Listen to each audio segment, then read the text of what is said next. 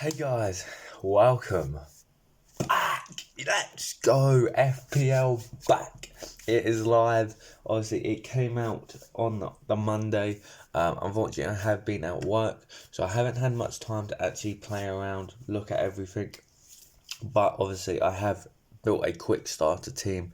I just picked some players in and just sent the team because obviously I had to set up the leagues for this year. So I've not actually picked my first draft team. I just threw some players in and then selected my team name and stuff like that. But we're going to have a look at players today, prices, and potentially players that could come into this team.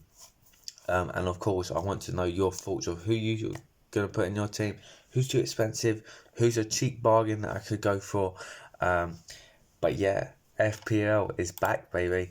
The 25-26 season. Obviously, you got the likes of Arsenal, Aston Villa, Bournemouth, Brentford, Brighton, Burnley, Chelsea, Palace, Everton, Fulham, Leeds coming up. Liverpool, the reigning champions, Man City, Man United, Newcastle, Forest, newly promoted Sunderland for the first time in I think about 7 years back in the Premier League, Spurs, West Ham, and Wolves. Those are the Premier League teams. They're the teams that we're going to be picking players from, obviously. And yeah, I cannot wait to be FPL back. Obviously, this year with leagues, we're going to be doing the same again. I'm going to have the McDonald's Management League. I'm still waiting for that to join.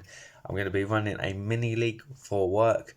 But also, this year, we're going live a league in which you can all join, a public league where any subscribers, any friends of mine can join, and this is the code that you need to get in to the league.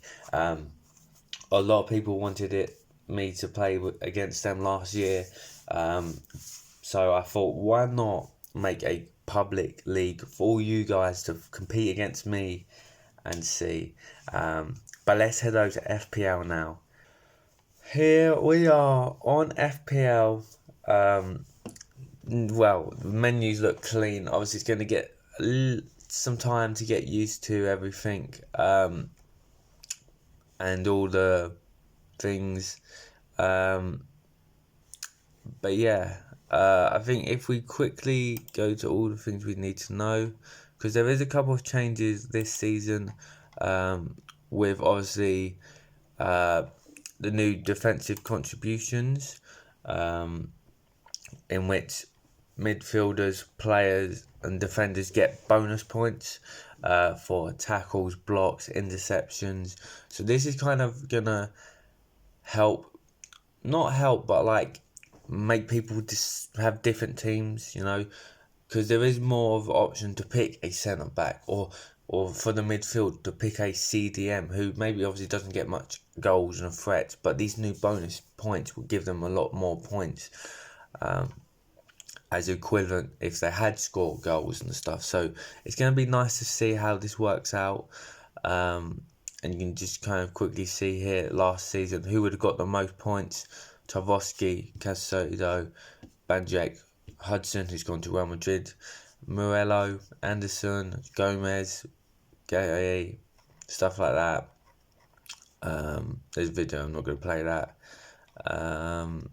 But yeah, so there's going to be new changes. Obviously, if we go back,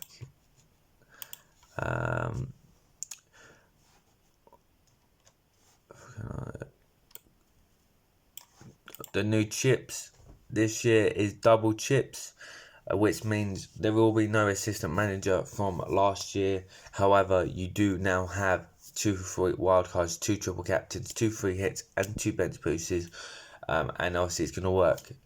You cannot use everything all in the same half. So from game week 1 to 19, you'll get 1 wildcard. Yeah, 1 till 19, you get 1 wild card, 1 triple captain, 1 free hit, 1 bench boost, and then from game week 20 to 38, the last game of the season, you'll get another wild card, triple captain, free hit, bench boost, and this is going to be awesome because it means more points, more big decisions. Rather than having to wait like half a season to play your triple captain, you got two chances to get a good triple captain out of it, or use your bench boost on twice, maybe the first game week and then a double game week later in the season. There's going to be more points flying around. It's going to make the leagues more interesting, and I cannot wait for it. But let's go ahead. So, like I said, with the leagues and cups, so far just the two leagues in here at the minute, and then obviously you get the random generated fantasy shows and stuff. But as we come into it again, the mini league, 10 of us from work all playing for chance to be crowned champion. Obviously last year's reigning champion Matt beat me on the last day of the season. We're not going to happen this year. We are going to destroy everyone this year, and that is the plan. And then, like I said, brand new mini league for you guys to join and compete against me. And if we have enough people, maybe I'll put some money on the line for the winner as a incentive for all of you to compete. But we have to see how many people join first. If there's only like 5 people, then obviously there's no point. But if you guys do want to join it, obviously be free. Coming in to my team, like I said, I had a quick throw team together due to the fact that obviously I had to set all the leagues up for work and stuff. So I haven't really actually looked at any of the prices, players, or so forth. I just quickly picked some players that could be interesting, and yeah, kind of just built it from there.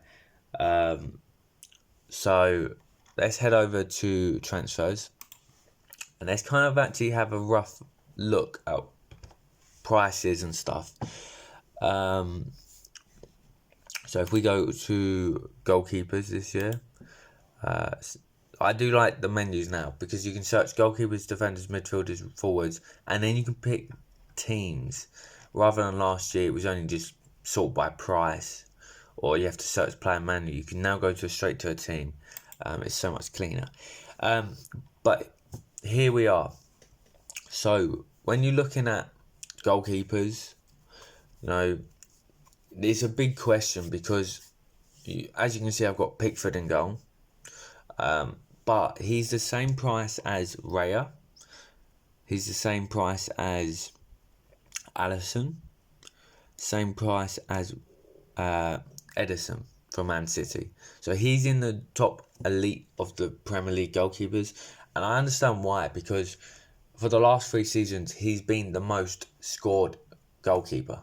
Maybe not clean sheets last year with obviously Sells and Raya, but in total points, saves, penalty saves, clean sheet bonuses, etc., etc., etc., he's been the number 1 goalkeeper in the last 3 seasons. So his price is justified. But then you look at it, do you just go for Raya if he's the same price? Because Arsenal have a better defence, more likely to keep clean sheets, as Raya is more likely to get those extra points for saves, potential clean sheets if it happens, penalty saves, because Everton will concede more chances on goal. So it's something to really look at and focus on, the goalkeeper's position. But when you come down the list for those cheaper goalkeepers, let's go to the 4.5. The options aren't great. You got obviously Verbruggen, which is not a bad keeper, but if you're paying 5.5 for a premium goalkeeper, do you really want to be spending 4.5? Or do you want to just do 2 4.5 goalkeepers when you got the likes of obviously Verbruggen, Kelleher from Brentford, and you got obviously Johnson from Wolves.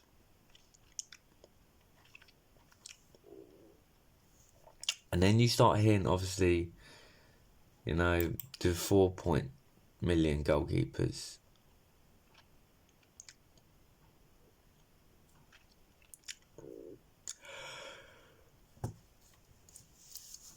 Maybe, obviously, Darlow would probably be a good 4 million option.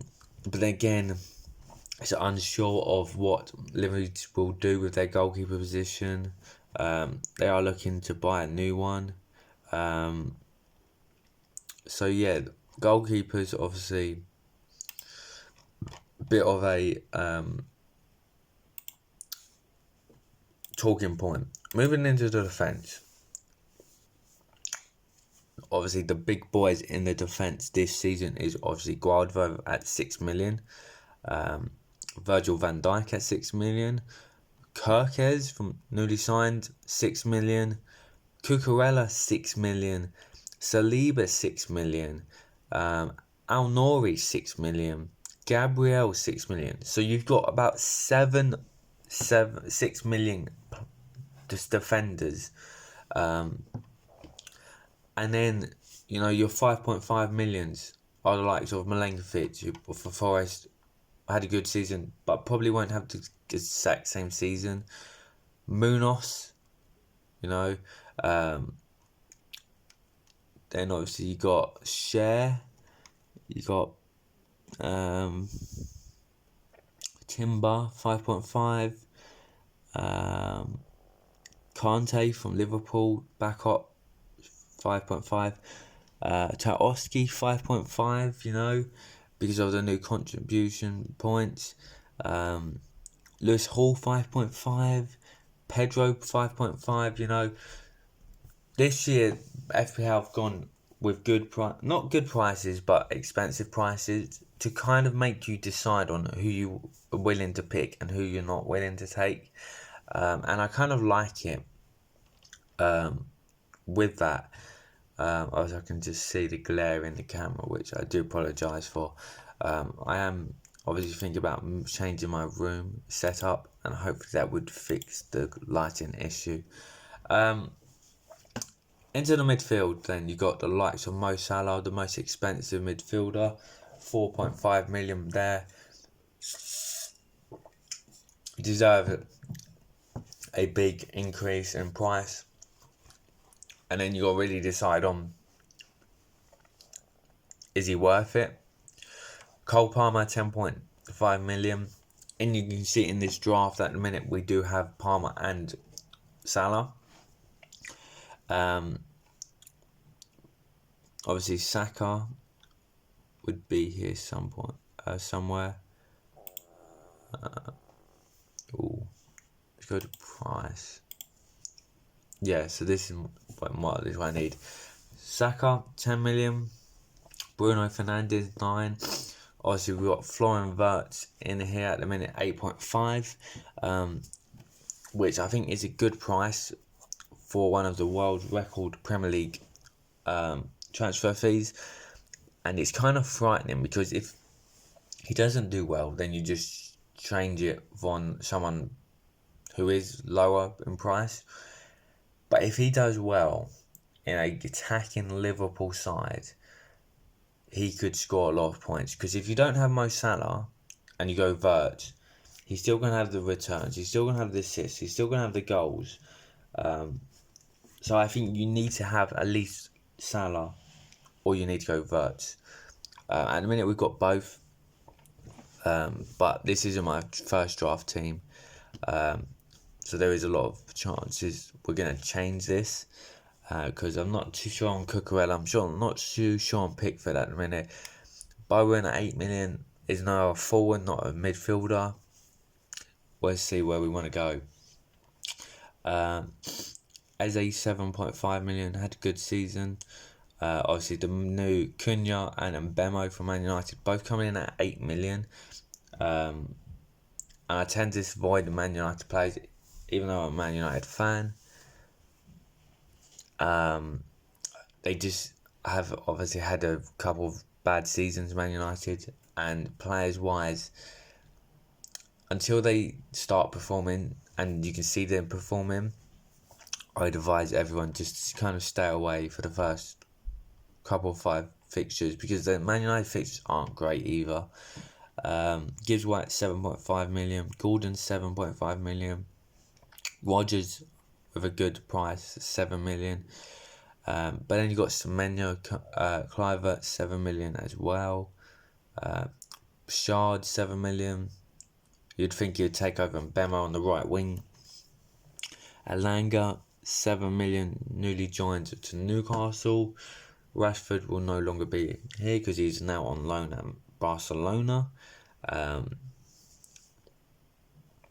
But yeah, some big choices in the midfield to be made. And then we go to forwards.